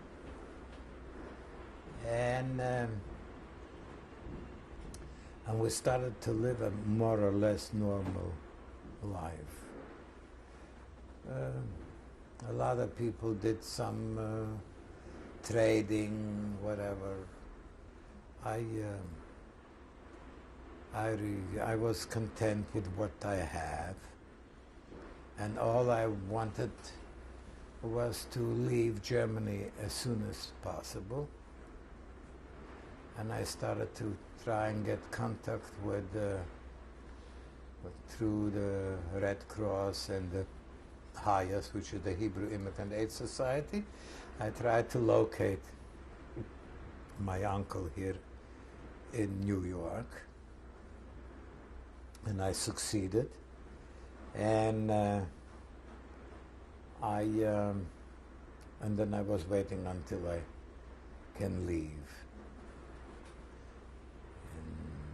In retrospect, I wished I would have stayed there and perhaps finished my education and become something rather than coming here. That was a mistake. I should have stayed another few years. But my thinking at that time was different. I felt I wanted to leave as soon as I could. Did you try to go back to Riga? No, I was, first of all, I remember Riga when the Riga was full of blood. And I don't know, I didn't know how it would affect me. And secondly, I was afraid, because it was still Russia, that I would be considered as a deserter. So I did not go to Riga, but I then found my sister who came back. She was during the war, she was deep into Russia, the Asian part of Russia. She came back after the war, and I established contact with her. In 1968, I brought her here to a visit. She stayed with me 6 months. And then she went back. And in 78, I brought her here. She was a widow. And since the age of 44, I brought her daughter and 2 children. They all live here now. Unfortunately, I lost my sister this past year on June 25th, 1995. I'm glad she died very peacefully, with no suffering. And What happened to your father? my father was shipped to Theresienstadt from ABA, and from there I understand he was until October, I believe, or November, maybe later, 1944. And he was from Theresienstadt. I think he was shipped to Auschwitz.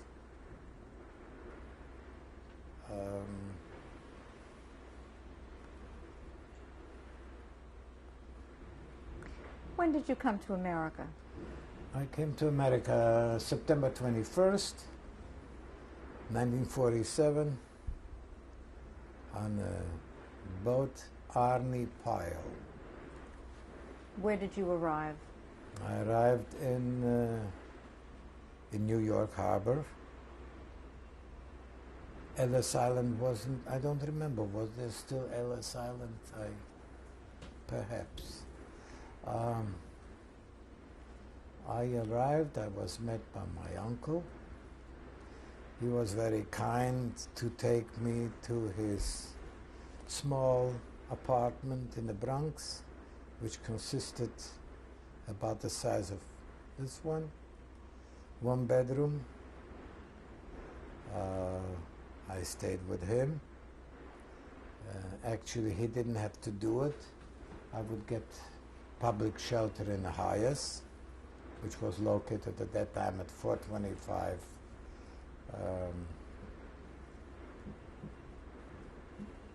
in Manhattan, right off Broadway and 8th Street.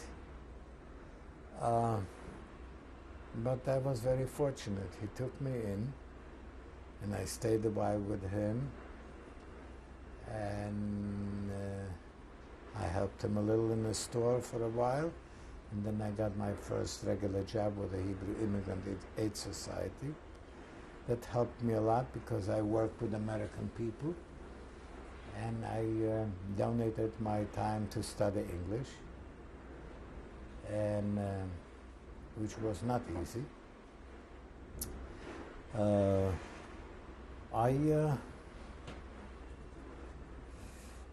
was very happy to be here, but my trip to America was very sad for me. Some people were very happy on a boat, some people were very sad, and people came over to me and asked me how come there is no expression on my face. I'm not sad, I'm not crying, I'm not happy. My answer was, I don't know what I have to expect where I'm going. I know I have this little uncle there. He's strange. I never knew him before. I don't know what I would do, how my life will become in America as a free citizen again. Well, I never had any regrets being here. I came to a free country. People could, anybody could do anything one wanted. Schooling, business, jobs. There were a lot of possibilities. And I got married in '49. What is your wife's name? My wife's name is Manya. Yeah, her maiden name? Russian. Her maiden name was Lutz, L-O-T-Z. Is she a survivor? No, she's not she's a survivor in a sense, but she came here before the war. She also lost all her family in Europe. She was by profession an RN, a European RN. Worked here as a nurse. We got married in '49. My son was born in '50. What's his name? His name is Herbert. He is married at the age of 23. Married a lovely young lady at that time. And her name? Her name is Adina. They have 3 children. The oldest, who is 20, is Elad, E-L-A-D. Next child is Yael, a girl, Y-A-E-L. She is 18. At present, she is in Israel studying. She had already 1 year college in New York, Stern College. Her ambition is to become a doctor. So far she's doing great. And then I have the youngest one is Aliza, A-L-I-Z-A. And she is 12 years old. They all graduate religious schools.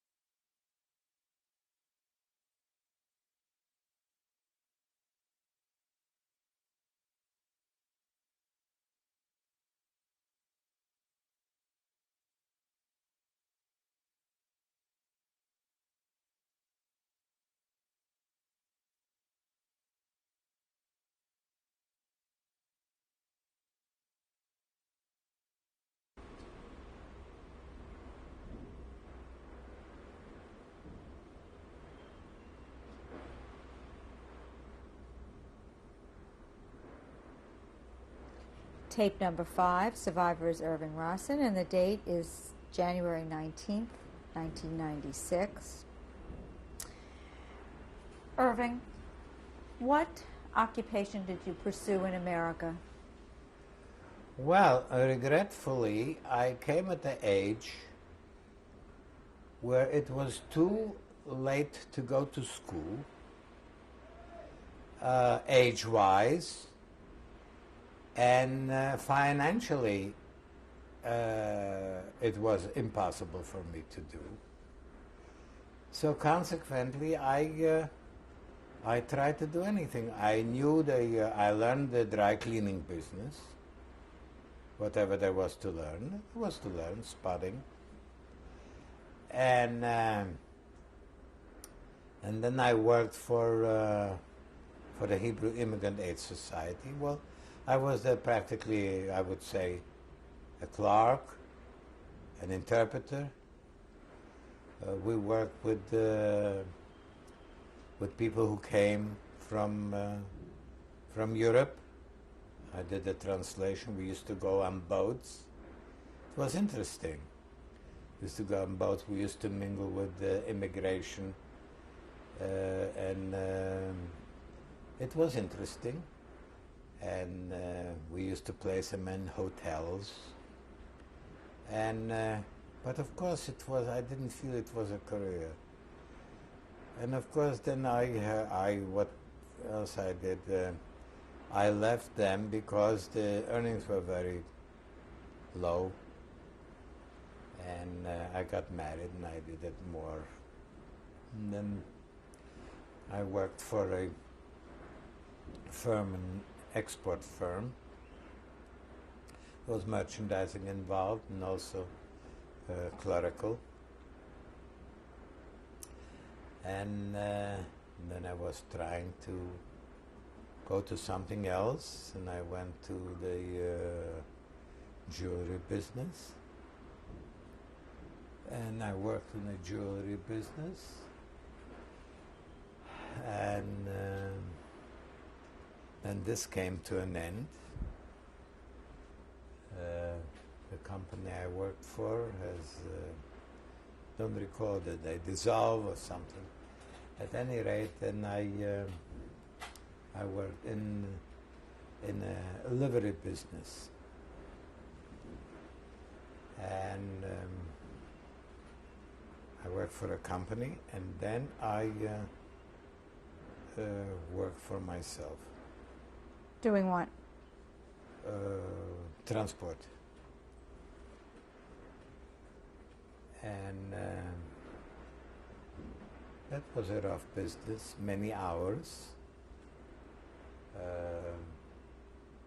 A 7-day business until I retired. Are you and you are presently retired? I'm presently retired. I belong to the Y in Long Beach. I enjoy reading, enjoy political discussion. Even so, I don't have a degree in politics.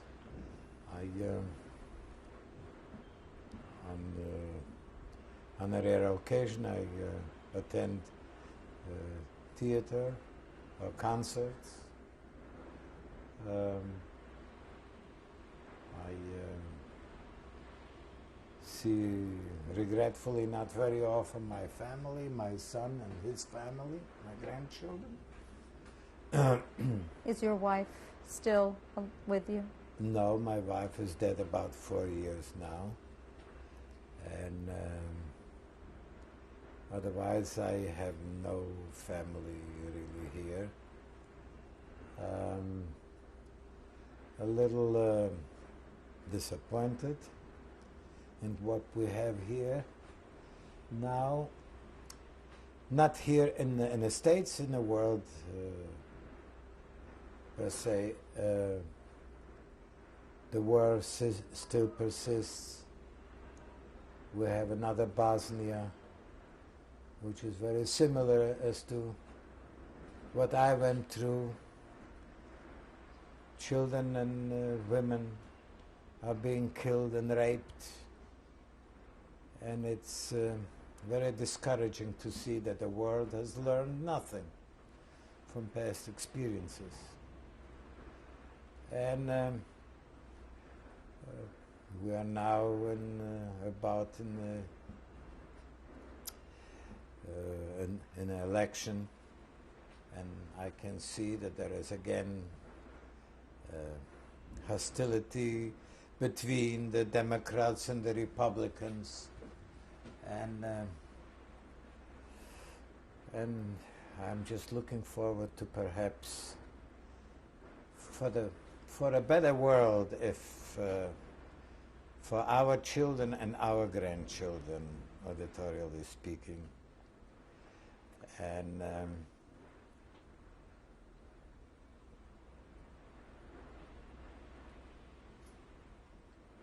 why do you feel you survived?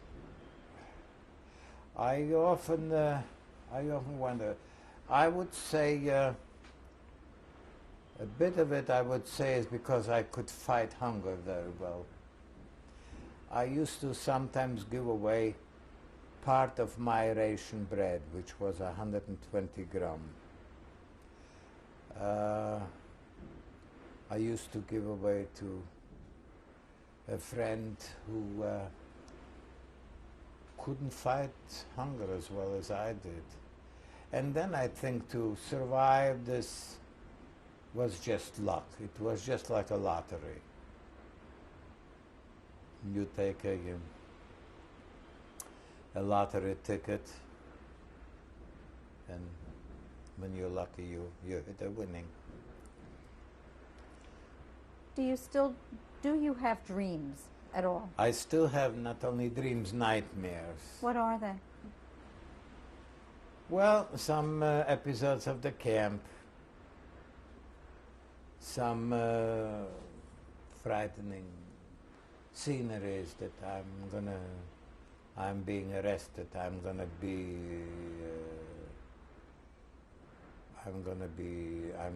taken to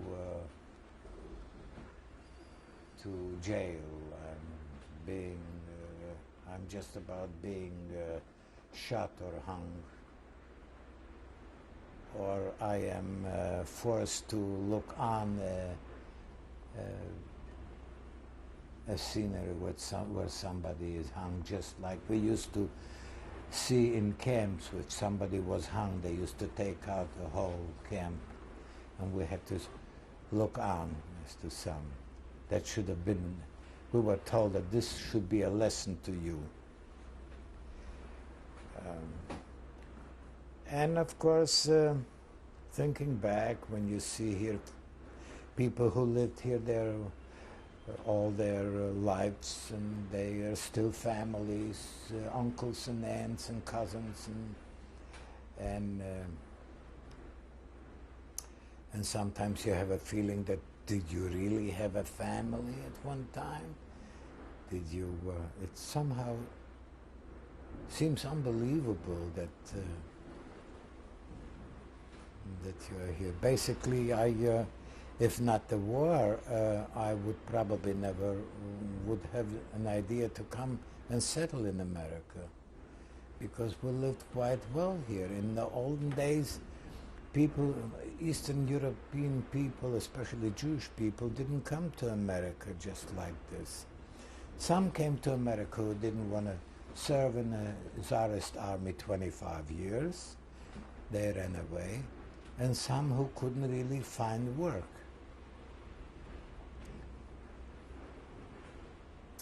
What advice would you like to give to your children, your grandchildren, and future generations? I would like to give advice to future generations to be vigilant,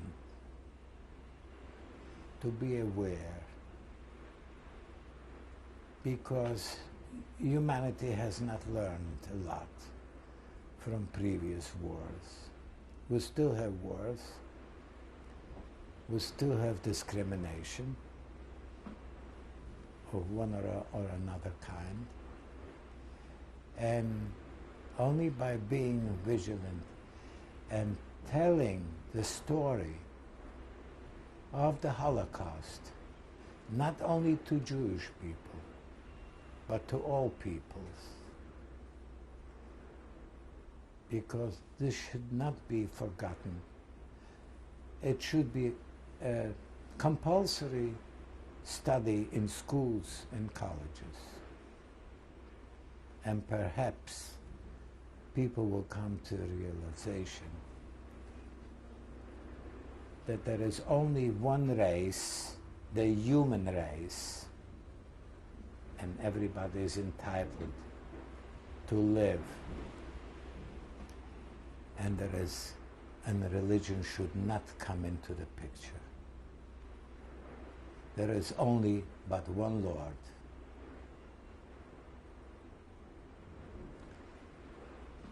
This I would like to leave. That's about all I can say. Thank you very much. You're welcome. Who is this a picture of? That's my father's family. He was one of 10.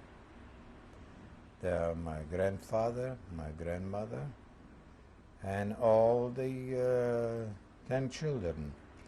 My father is the one on the right, sitting down with a mustache.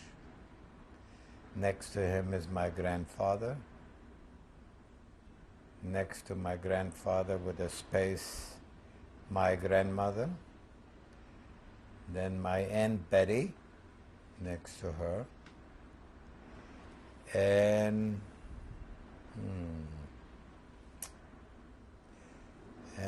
I think it's an uncle. Is it a lady? Yeah. Yeah, and another aunt. The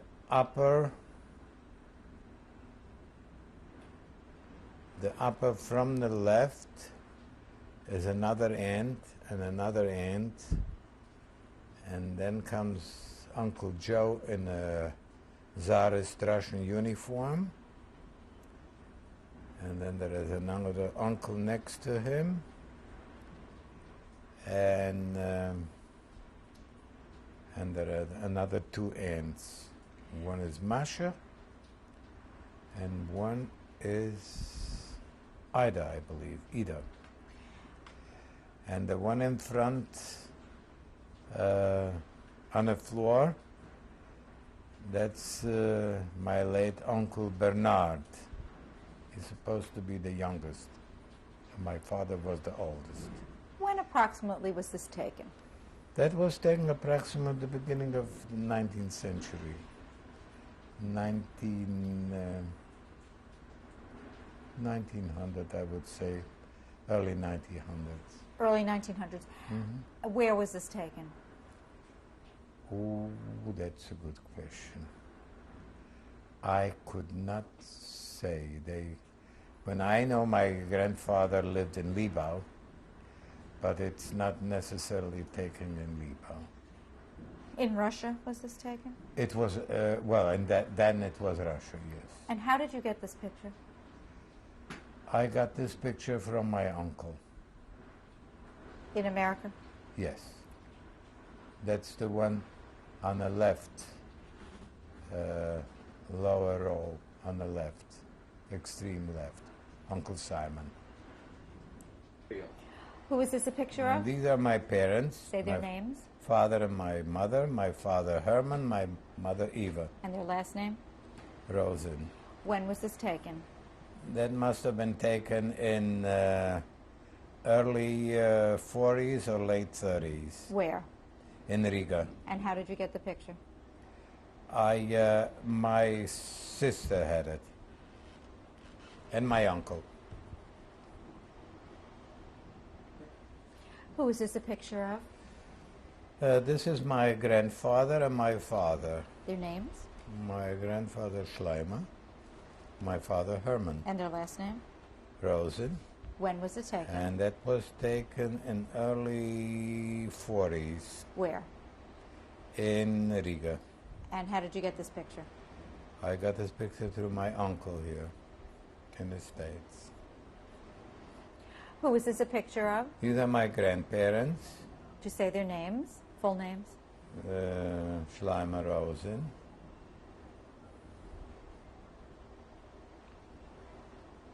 And his wife. When was this taken approximately? That must have been taken in the 20s. And where? In Libau, And how did you get this picture? through my uncle who lived here. What is this document? This is my first identity card in Germany, which was issued in, I believe, in 1946. And who is that a picture of? That's my picture.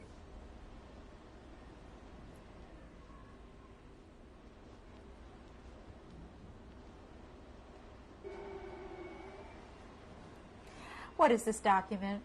This is the, you had to be Anmeldung, you had to be registered when in Mallersdorf. And this is 31st of January, 1946. That's officially when I was registered in Mallersdorf, in this village. Who is this a picture of? This is myself and my wife. Names? In Long Beach, Irving and Manya Rosin. When was it taken? 1949 in Long Beach on a boardwalk. Who is this a picture of? This is my son and his family and my sister. From right to left, in a green dress, that's my daughter-in-law, Adina. In front of her is my little grandchild, Alisa. Next to her, in a light dress, is my grandchild, Yael. Next to her, also in a green dress, is my sister, Jenny. In the back of Jenny, am I? Yes, that's me, Irving. And standing up in the back is my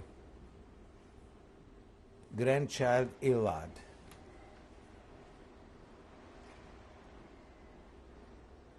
Who is this a picture of?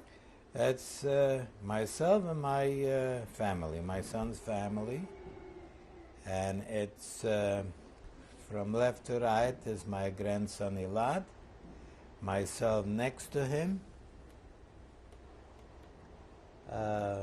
Yael next to me, in the back my son, my daughter-in-law in the green outfit, and my little grandchild Alisa in front.